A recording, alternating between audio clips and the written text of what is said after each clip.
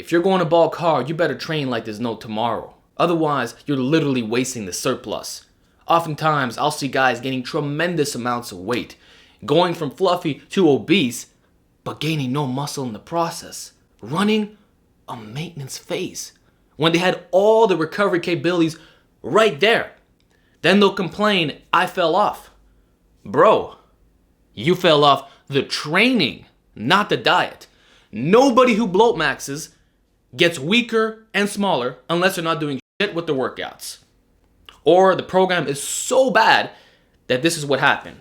And if you are the individual, I feel really sorry for you that you've been duped, so I don't blame you for that. But assuming it was your own doing, you settled or were lazy with certain aspects of your programming, that was a big mistake. Because now you'll have to still go through a cut. Yeah, you hear that right? Let me rephrase this. Whether you made gains or not, in the end, you still gotta lose the weight. A cut is inevitable. But now, you might even be worse than your initial starting point. For some time, you might be able to recomp effectively, but it'll hit that point where the strength starts to go down. I know this because that's what happens even when you do things right.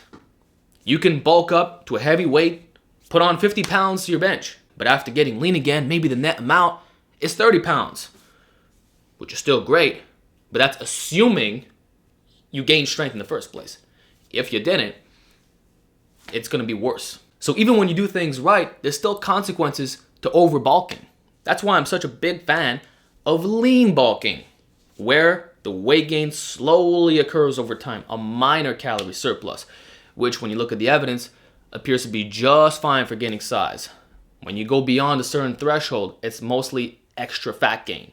So you can mitigate the performance and muscle loss by keeping yourself in check. It's why I always say have a 10 to 15 pound window that you will not surpass. And a good range, body fat wise, is 15 to 20%. But if you're not following those guidelines and go full Kyriakos mode, okay, the discipline's not there diet wise, but there's still zero excuse for training. Do not run the minimum effective volume. You can handle more and you freaking know it. If the optimal weekly volume is 10 to 20 sets a week per body part, don't stick to 10 or go below. Try hitting at least 15. Be in the middle or on the highest extreme of that, since you'll literally have the extra reserves, the daily food and the body fat on your frame. More cushion for the pushing, especially for exercise like the bench press. Heck, you can even max out twice a week when you're eating enough food. I already proved this to be true in 2021. When you're in a maintenance phase or super lean, it's a lot harder to do that. And that's why the best powerlifters tend to be on the slightly fluffier side. You can take more punishment and will typically experience less strains as well. So look, I don't want to be all over the place with this topic, but even if your physique doesn't look the best, as in you got this big bloated gut that's exploding out of your t-shirt, objectively, if you train your fucking ass off, induce progressive overload over the next year or however long you want to bulk, maybe you're a freaking perma bulker, physiologically, this is undisputable, you will have more muscle and be stronger overall. Maybe you'll gain 3 pounds of muscle and take your advanced numbers to elite status, but you look worse than ever before. No one would tell until what? You fucking cut. And that's when everything is finally revealed. Look at my transformation, bare mode to shredded. The aesthetics were always there, but I had to put in the work, gain the size. Bulking for years accomplished that. It's like I'm always saying, when you eat big, the only accountability that's left is the programming. You gotta dial that in to the max. If that's not happening, you can't blame your diet anymore. That is no longer an excuse. So that's why this discussion should not be about the visual aspect. I see these fitness influencers who fell off from 2020 till now, and I don't blame them. The world went through a lot of things. Many of us are stressed out. But if they put on 30, 40 pounds of fat, they should be their strongest, most hypertrophic state yet. We're talking 2 years of gains and maybe 4 to 5 months of cutting, and you are freaking golden. Anyway, let's talk about another important point. not running maintenance volume for muscles that you're content in. Now you might be thinking, what, Alex? You're saying if I'm happy with a given area, I shouldn't just keep it where it's at? No, because you're still going to train hard and you might as well try to set some new PRs. I'm not telling you to run a super aggressive program for those areas, but still try to induce a little bit of progressive overload, because there might come a time where you do want to improve upon those areas, and when that occurs, you've already gained the weight. So reaching those goals might come after the cut, which results in a lot of wasted time and opportunity gains left out. And this is honestly one of the biggest mistakes I ever made. I've been bulking for years. I promote it. I believe in it. But what has my specialty been? Upper body training. Bench press, overhead press, weighted dips, barbell rows, weighted pull-ups. The classics, the fundamental compounds that actually get you gains. What was I lazy on? Squats, deadlifts, overall leg size.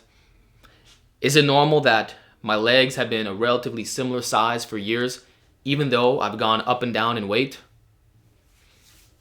No, those are self-imposed limitations. And now that I actually do want to improve that, well, there's a lot of catching up to do, which is crazy because you are pushing yourself so hard on the upper body, but then you just run maintenance volume on the lower, even though the sets are fine. You might have 3 reps in reserve on your lunges, but you don't increase the weight by 5 pounds. Why the fuck not? Just do it. Like, you just have to put in a little bit of effort and simply embrace slow gains if it's really not that important to you. But at least raise your performance ever so slightly. So if you were initially supposed to add 40 pounds to your squat in a year by going all out, but now that you're taking a little bit easy, still in the surplus, you only put on 15 to 20 pounds, okay, it's not optimal progress, but it's much better than maintaining, seeing as you still got to show up to the freaking gym. And that's why I set new goals on my bench press. I know that in a few months, I'm going to be repping out my previous volume PRs. So why would I keep hammering away those weights if my weight will continue to rise? In other words, if you're doing 315 for 3 sets of 10 on a back squat and you're 170 pounds, by the time you hit 180, you should not be doing that same weight. Maybe it should be 340 for 3 sets of 10. So basically, whenever you're able to achieve a certain set and rep guideline, you're peaked out. Go a little bit beyond. That's all I'm trying to say. Otherwise, you wasted the surplus, like I said at the beginning of this video. And then finally, I'm going to tell all you guys to keep doing your difficult compound movements. Just because you're becoming heavier doesn't mean you have to stop doing weighted pull-ups. When I'm in the 180s, I still rep those out with over 100 pounds, no problem. Don't give up the exercises that got you to this point to begin with. Don't default to the lat pull down just because you're not in cutting mode anymore. This isn't about summer versus winter training. It's about doing what works, period. Heck, in many cases, you can get away with certain exercises that have a worse stimulus to fatigue ratio.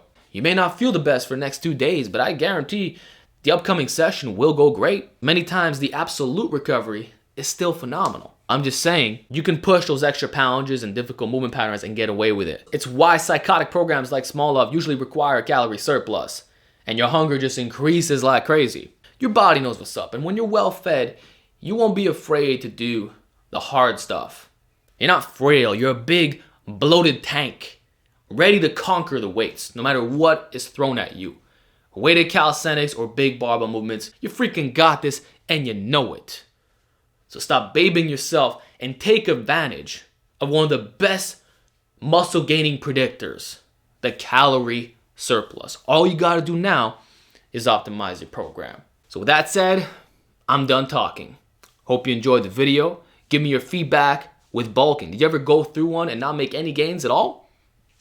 Share your experiences. I'll talk to you all next time.